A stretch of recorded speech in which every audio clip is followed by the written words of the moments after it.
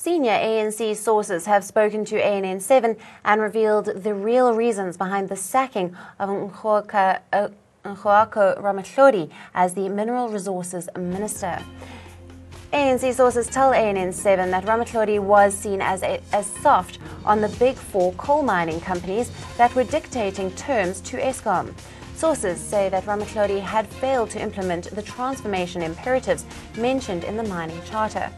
They say that he was sacked as his own mining interests in Atlatsa, which is a partner of mining giant Anglo American Platinum, were increasingly seen as a conflict of interest. ANN7 resident political analyst Sifiso Mahlangu joins us now on the phone line for more details. Good evening, Sifiso. More details emerging. Day of charges and countercharges. How do you see this latest revelation about Ramathlodi? Well, good afternoon, Alison, and good afternoon to the viewers. It's really strange that Mr. Ramathlodi would have some claims, particularly on the Eskom debacle now. What is unpleasant that is unfolding in this country is that people who are particularly ministers were not happy with Mr. Molefe going to Parliament. I assure you this has got nothing to do with Gupta-related businesses at Eskom.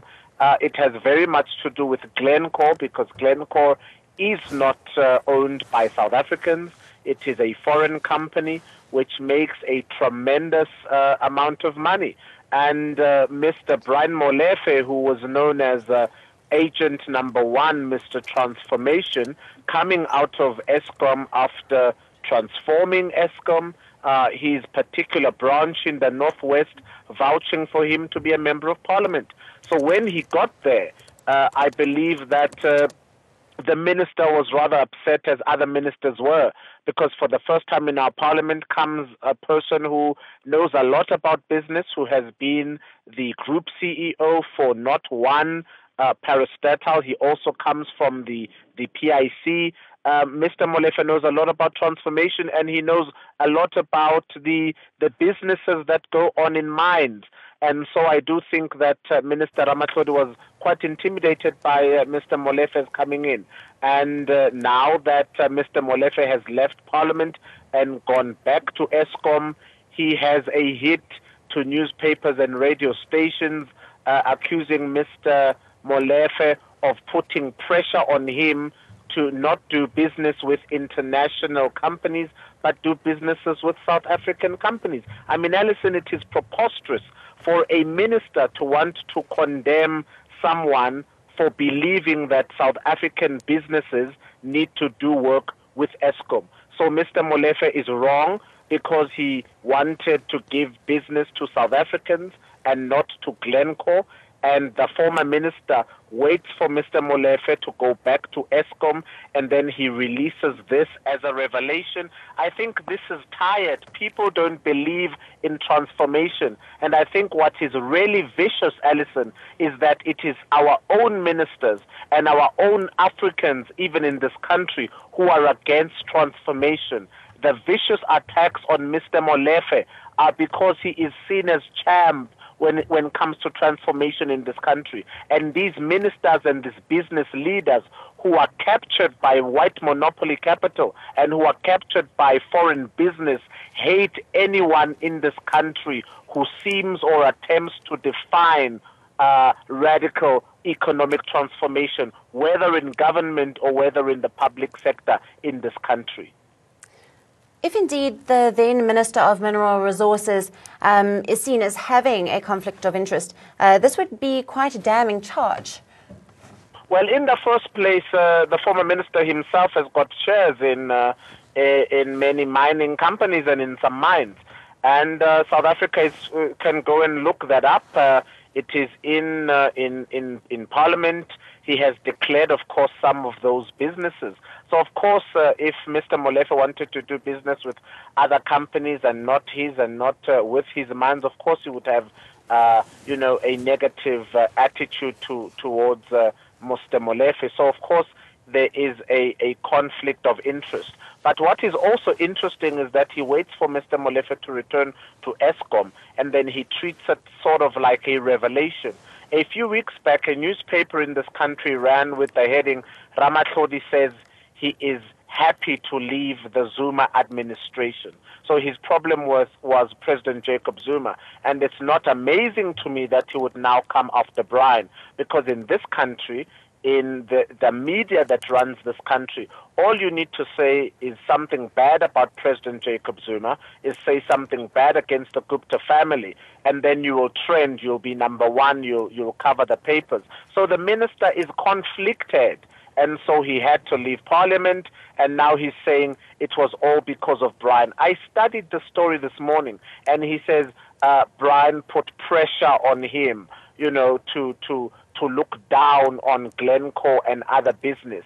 Brian put pressure on him to blacklist some of those businesses. When he was asked on the radio station this morning what kind of pressure, he could not explain what Mr. Molefe did. That is number one, Alison. Number two, if you study the time frame, the timeline of when these allegations happened, of what his story is, you find that Mr. Molefe wasn't even the group CEO at the time these allegations are citing to. So the former minister didn't even study his dates. I think he was so excited about saying he's turning on the dirt on Mr. Molefe is that he didn't even see that his dates were not making sense.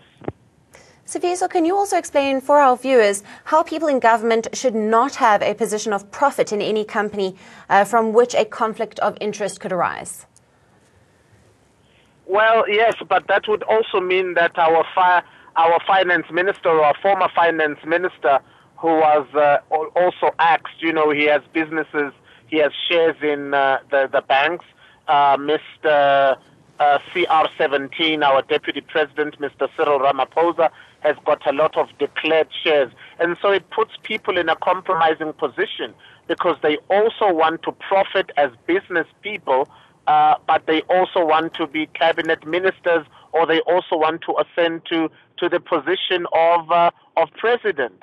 And often, you know, when one is a business, particularly in our environment that is run by what monopoly capital, in an environment in this country where the JSE is still 97% owned by white people, it's very difficult for then a black person who has these big businesses to believe in black empowerment and radical economic transformation. It's very difficult for Africans to, you know, to be strong in their own businesses without white help. So whilst others are just black faces pretending to be uplifting the African communities, all they want is profit, because they know who their masters are. And if London was to withdraw their money, if white monopoly capital were to take away their shares, they would be broke. And so they know where their bread is buttered. They want to stay in Parliament, but they are conflicted because they still want to grow in business. And someone like Brian Molefe comes along and he rattles the cage of white monopoly capital, particularly when companies that have contracted to Eskom for many years are overcharging on coal. And there comes a company that is black-owned called Tageta, and it charges them lower prices.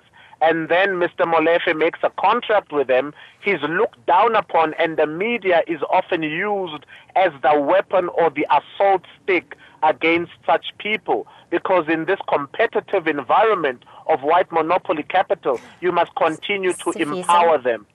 Thank you very much for that, Sifiso. Unfortunately, I have to interrupt you there. That was ANN7 resident political analyst, Sifiso Mahlangu.